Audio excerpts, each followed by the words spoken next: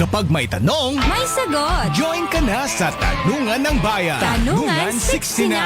Weeknights mula 6 to 9. What do you want to know? What do you want to learn? Kahit na ano, sa ilalim ng puting ilaw. Kahit tungkol saan, sa ilalim ng buwan. Sasagutin yan ng mga idol mo. Tanungan 69. 6 to 9 p.m. Sa 99.5 IFM. Ang idol mong FM. Kuya Jay! Gina V! 99.5 IFM. ang idol mong FM. Supay Welcome sa Tanungan 69 na kung saan ang segment na ito ay hatid sa inyo ng Ay sa Gabi at isang quick na introduction lang napaka tunog kasi sa social media ngayon at pati na rin sa mga balita ng mainstream media, mga kasama natin sa industriya, ang kaso na nagganap kamakailan lang, itong tinatawag natin na malagim na nagganap noong January 1, Tina. Yan, ito yung flight attendant na si Christine Dacera. At dahil dyan, itong nangyayari ngayon sa mga Pinoy. Oo. Parang lahat ay nagiging detective, no? Parang nga ang daming opinion. Gaya na nung una, di ba, nung pinost yung mga kasama niyang mga 11, di ba? Oo. Na parang hinusgahan na agad. Oo. Ay, alam mo naman tayo mga Pinoy kasi, mahilig tayo sa yung comment kagad. Meron lang ginawa, hindi pa natin alam yung buong detalye. Ang dami sa atin. Ang daming mga estupidong mga Pinoy Yan, na kahit kumbaga, na kulang sa ebidensya, nag-jump kagad into conclusions. So, ito ang pag-uusapan natin. Ito ay tungkol sa sinapit nga ng ating napakagandang flight attendant. Yeah. Si Christine Dacera. Ano nga ba nangyari? 23 years old si Christine. Tapos declared siyang dead on arrival ng New Year's Day, January 1. Tapos kasama niya yung mga kaibigan niya. Actually, Ano ba yung kwento doon? Actually, tatlo yung kasama niya doon. Sana pala pag may ganito, meron din tayo maliit na mga teachers dito. Oo, wala. Sige, gawin natin. So, ganun. Tatlo yung kasama niya na nag-check-in sa isang hotel Sa sa Makati. Para mag-celebrate sana sila ng New Year's Eve. Oo. Ang daming spekulasyon. Bigla na lang siyang natagpuan kinatanghalian ng isang friend. Ito yung yung isa niyang friend na si yung anak ni Claire. Si Gregorio de Guzman. Okay. Sabi naman niya dun sa interview niya ay, paano po naging rape? Bakla po ako. Never po akong nakipag-ano sa girl. Sabi niya.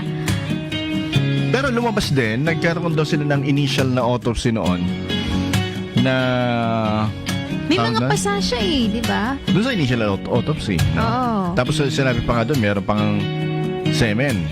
No? Tapos, kamakailan lang lumabas din yung lumabas din yung CCTV. Ayan, eto na yung mga kumakalat talaga. Oo. Na mga videos niya. Aha. At may nakakabuhat sa kanya. Oo. At before niyan, mga nito mga mag-aalas 5 na yan Before niyan, ito muna. Ito yung video na siya pa yung unang humalik dito. Yun yung sinabi, no? Oo. Kasi sabi nung kahalikan niya rito, is para bang nakita niyo siya pa yung humalik sa akin, sabi. Oo. Pero what do you think, no? Dahil siguro sa sobrang lasing, 'di ba? Tapos din yung findings kasi nila, aneurysm, yung Pero ang sinabi kagad ng mga police, no, case solved. nung una. Tapos they are gunning for rape slay. Ginang-rape daw siya. Agad-agad. Tapos, kamakailan lang, dinismiss, dun sa 11 na kasama niya, is 3 yung nadakip, Oo.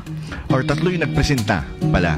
And then, after noon, ay nagkaroon na rin ng konting hearing at sinabi ng piskal na hindi enough na ebidensya para masabing ito ay rape. Na rape. Kaya pinakawalan muna yung 3 na siya naman na kinagalit naman or hindi nagustuhan ng pamilya ng biktima, lalo-lalo na ng kanyang nanay. At saka nung nangyari ba, di ba nung nag-inuman na sila, di ba paano kasi palipat-lipat sila, napansin mo sa video, no? Palipat-lipat sila ng rooms. Tapos ano pa siya ng sandal niya, nakahawak pa siya, ganyan-ganyan. And then pumunta na naman hanggang sa dumating, nakita rin dito sa video na kung sino yung mga unang umalis, ganyan-ganyan. Tapos may picture din na andun na siya, nagbabamit na siya dun sa CR. Pero pinuntahan pa rin pala siya. Tapos ang sabi ni Christine daw ay parang mas prepared daw niya na dun na lang matulog. Dun sa bathtub. Tapos baka na ano na siya, baka na over, baka nalasing. Ang dami nagsasabi na rape ang nangyari, pero ang karamihan na sinasabi ng social media, mga idol, karamihan na sinasabi sa social media ay hindi. Ito ang teorya, ha, and this is just a theory. Mga bading naman ng mga yun pag ang sinasagot naman dyan, kahit naman bading yan, meron pa rin lawit yan. Yun yung sinasabi, ha? Oo. Pero ito ang teorya na lumalabas. Overdose daw. Kasi nagkaroon sila ng party siguro. They are saying, wag naman sanang drugs, no? This is not yet proven, pero kumbaga na-over yung kalasingan. Na-over yung, kung sakali man may drugs na involved, na over yung pagkasabog, pagkabangag, ano? Pagka-high, no? Which is, kung ako lang tatanungin, sana hindi na kayo nag-party. Pumunta na lang kayo sa kanilang pamilya, di ba? And never ever do drugs. Yan ang ano Yan ang hindi magandang gawain. Kasi yung drugs, nakakapag-palpitate yan. Well, okay. Sabihin na natin na walang drugs na involved, ano? Pero so, nasobrahan yung pag-inom ng alak. Halo-halo eh. Halo-halo yung ininom nila. Oo. Tequila at saka uminom daw siya ng tequila. Tapos yung chaser daw niya, according sa silabit na statement, ano, tequila at saka rum coke. Nako, halo-halo. Rum na may halong coke. Mahirap yan. At saka lalo na pag hindi mo sanay. Tapos binigla mo na uminom ka. Well, ang opinion ko dyan, ito ay opinion ko lamang, ha? Tama na, nasabihin natin na ito ay ginang rape. Masakit yun para sa sa nanay. Imagine mo, natuklasan mo, ganun yung anak mo, tapos biglang maririnig mo pa lagi-lagi, gang rape. Para bang yun tuloy ang napupunta sa utak ng nanay niya. Pero, and what if hindi totoo nangyari yun, tapos minarkahan na yung 11 na yun. O yung mga Becky, minarkahan na sila ng rapist. So, Becky lahat yung 11? Hindi, just a couple of them. Tapos sabi nga, kasama daw yung mga boyfriend. Kawawa naman sila. Kawawa. Kung sila ay inosente. Sana, lalabas yung katotohanan talaga kung anong nangyari. Tsaka dami pang pakialamero. Dami pa mga commenter. Pati tayo mga media. Hindi kaya siya, sobrang nalasing tapos dun na ano na siya dun sa bathtub. Nauntok-untok siya doon? Wala naman pinakita sa autopsy na gano'n. Sabi nga si Sean, isa sa mga commenter sa YouTube, sabi nga niya, ang nangyari talaga, ito ang opinion ko, sabi niya, ang nangyari talaga, overdose. Na-overdose. Party. So parang pag na-overdose na, namamatay na. At kami dati sa Manila, pag sinabi mong party, iba yung party. Ano yung party doon? Party na merong party drug. And when we're talking about party drug, talking about ecstasy. Hindi mo alam yan? Nakakita ka na ng ecstasy? Hindi. Dadala ko. Hindi ko pa natingman yun. Hindi ko pa naranasan yun. Pero isa yun sa mga stimulants na tinatawag.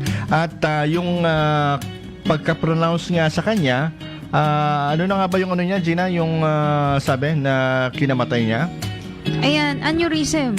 Aneurysm. Sa may? Sa may ano niya. Aorta, no? Oo. Which is dito sa may bandang puso po yun, no? At pag ikaw ay nalagutan doon is talagang dedo ka na yun kasi Dedo ka na eh. isa yun sa minadaluyan ng ating dugo.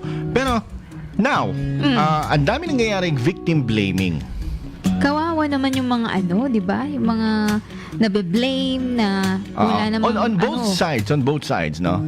Like for example, kasalanan ng babae yan kasi bakit siya makikipag-party na Yun ang una rin nasabi ko nung bakit kasi siya lumabas na mag-isa lang na babae, tapos sa lalaki lahat or bakla yung mga kasama, supposed to be family yung kasama, diba? Na ikaw ba lalabas ka na magpa-party, tapos ikaw lang yung babae, tapos sila, mga lalaki o mga bakla, pupunta ka ba? So, kailangan din na makinig tayo sa mga magulang natin minsan. At diba? huwag nating idiin itong respect muna. Oo. Respect muna sa namatay.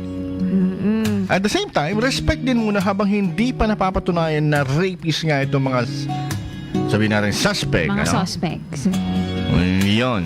Kaya stop victim blaming. Ang masasabi ko lang dyan, antayin natin because this is a live investigation. Oo. Antayin natin lahat ng detalye and then saka tayo mag-comment. Saka tayo maging detectives. Ayan, shout out tayo sa mga nanonood sa live natin. Yes! Hi kay Alexander Mariano, kay Marlon Bunao Tapuro, kay Ian Espirito. Magandang gabi po sa inyong lahat, mga nanonood po sa atin. Okay, at medyo mas gagaanan natin yung mga topics natin for this coming days. Medyo mabigat ito, no? Mabigat nga Ako medyo apektado din ako. Naiinis din ako, no? Eto, lesson lang sa mga nakikinig na huwag masyadong uminom, no? Yeah. Oo, konti-konti lang. Huwag kayong huwag kayong mag-drugs. Oo. Huwag kayong mga girls, no? Kung may pag-inuman kayo, siguraduhin nyo na may kasama ka, di ba? Kilalalin mo rin mga kasama mo, di ba? Among others. Oo. Okay, at maraming salamat at magbabalik po tayo. Ako po si Kuya Jay. Ako naman po si Gina V. At ito ang 99.5 IFM. ang Idol Mong FM. Supaya. Tanungan 69.